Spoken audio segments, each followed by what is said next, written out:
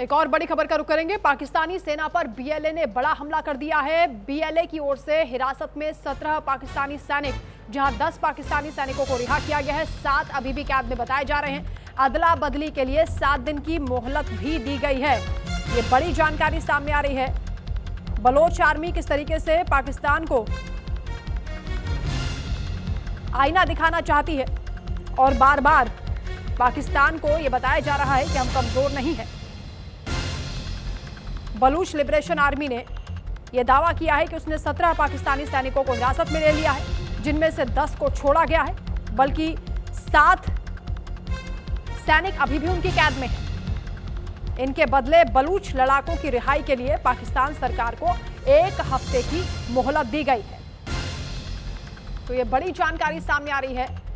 BLA ने पाकिस्तानी सैनिकों को हिरासत में ले लिया है।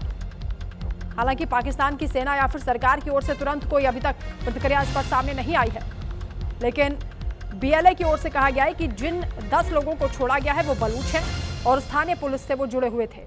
उन्हें चेतावनी देकर रिहा कर दिया गया है, लेकिन 7 सैनिक अभी भी उनके कब्जे में हैं। 7 बंदी पाकिस्तान सेना की नियमित यूनिट के सदस्य बताए जा रहे हैं, जो बीएलए की ओर से दावा किया जा रहा है। उनके मुताबिक बलूच नेशनल कोर्ट में भी उन्हें पेश किया गया है।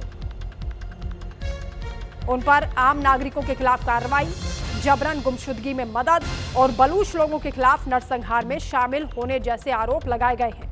बीएलए का दावा है कि सुनवाई के दौरान आरोपियों को जवाब देने का मौका भी दिया गया, सबूत भी पेश किए गए और उनके बयान भी दर्ज हुए हैं, जिसके बाद उन्हें दोषी ठहराया गया है।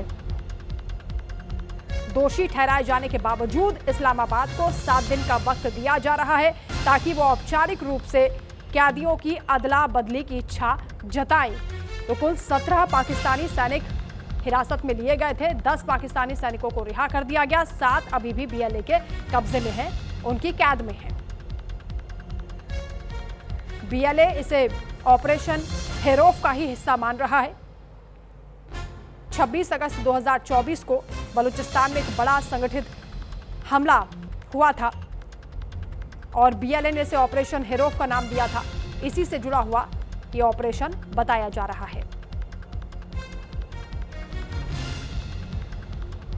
तो बीएलए के निशाने पर पाकिस्तानी सुरक्षा बल, पुलिस और पंजाब प्रांत के श्रमिक हैं। इस वक्त ये बड़ी जानकारी सामने आ रही है कि बीएलए का ये दावा है कि पाकिस्तानी सैनिकों को उन्होंने अपने कब्जे में लिया हुआ है, उन्हें हिरासत में लिया गया है। 10 पाकिस्तानी सैनिकों को रिहा कर दिया गया है। रत्नेश द्विवेदी इस वक्त हमारे साथ लाइव जुड़ रहे हैं। रत्नेश जी, ये बीएलए की इस कार्रवाई को आप किस तरीके से देख रहे हैं? और पाकिस्तान पूरी तरह से बैकफुट पर है। 17 पाकिस्तानी सैनिकों को पकड़ा गया, 10 उनमें से रिहा कर दिए गए और 7 अभी भी कब्जे में है। कैदियों की अदला बदली की शर्त यहां पर रखी जा रही है। हालांकि पाकिस्तान सरकार की ओर से कोई रिएक्शन नहीं आया।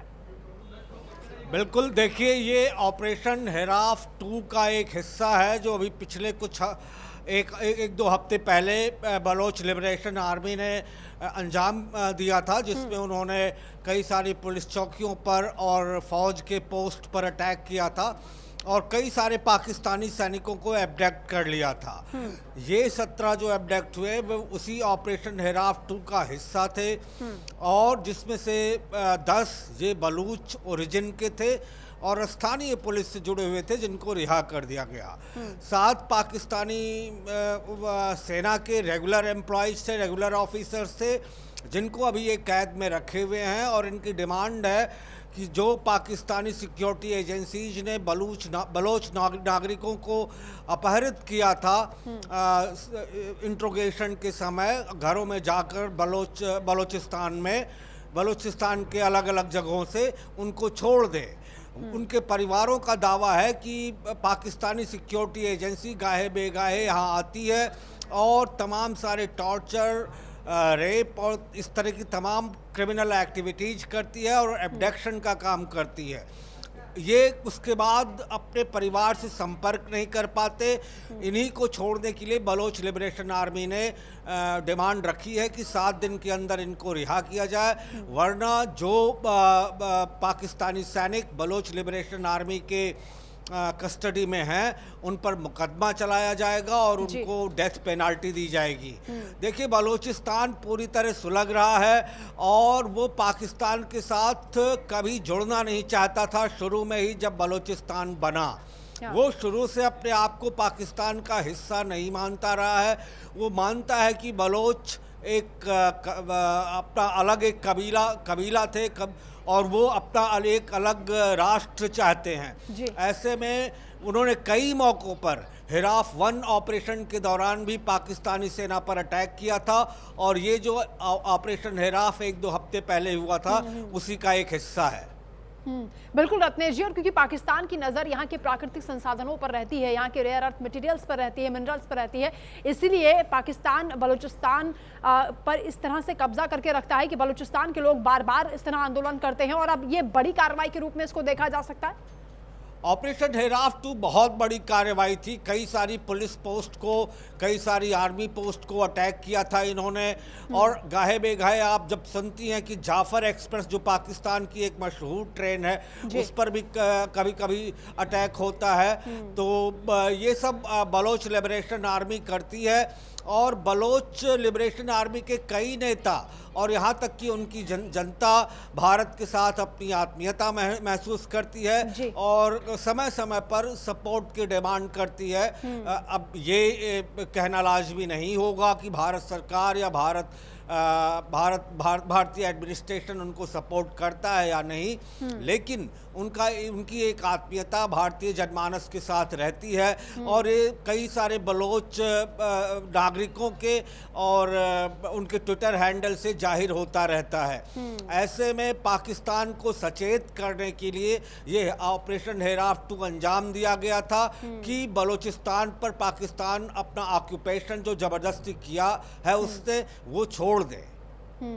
3 फ्रंट पर इस वक्त पाकिस्तान घिरा हुआ है। उधर अफगानिस्तान में टीटीपी से पाकिस्तान बार बार डरता हुआ नजर आता है, जिस तरह से हमले होते हैं, आत्मघाती हमले भी पाकिस्तान में कई बार देखे गए हैं। और अब बलूचिस्तान इधर से फ्रंट खोले हुए है।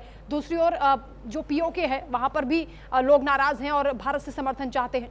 यानी पाकिस्तान की सरकार इस वक्त पूरी तरह बैकफुट पर है। जी, और अफगानिस्तान तो है ही एक पूरा राष्ट्र जो वहाँ की तालिबान सरकार है वो किसी भी दशा में पाकिस्तान को सपोर्ट नहीं करती। हालांकि जब यूएस आर्मी ने वहाँ से तालिबान के हवाले सत्ता सौंपकर कूच किया था तब आईएसआई के चीफ उस समय फैज थे, वो उन्होंने अफगानिस्तान काबुल का दौरा किया था, लेकिन उनको कोई तवज्जो नहीं मिली थी।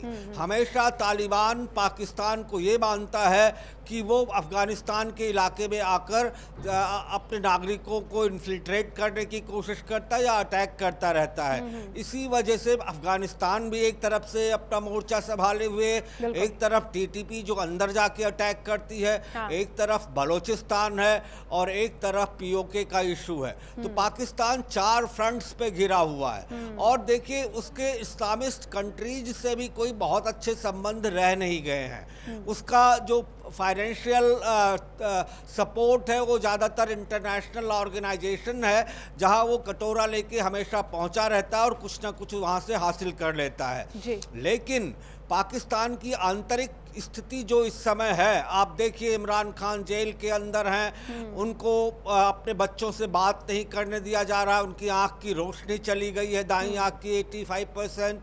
उसके बाद ये पाकिस्तान का इतिहास रहा है कि जो विपक्ष में है वो हमेशा जेल में ही होता है। वहाँ के मीडिया एक्सपर्ट्स, तमाम सारे डिफेंस एक्सपर्ट भारतीय समाचार माध्यमों पर आते रहते हैं और गलत जानकारी देते रहते हैं, जबकि पाकिस्तान की अंदरूनी हालात बहुत ज़्यादा खराब है। ठीक कहा आपने रत्नेश।